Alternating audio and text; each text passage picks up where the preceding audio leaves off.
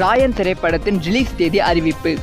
நடிகர் தனுஷ் பவர் பாண்டி படத்தின் மூலமாக இயக்குனர் அவதாரம் எடுத்திருக்கிறார். தற்போது இவர் தனது 50வது திரைப்படமான ராயன் திரைப்படத்தை இயக்கி நடித்துக் கொண்டிருக்கிறார்.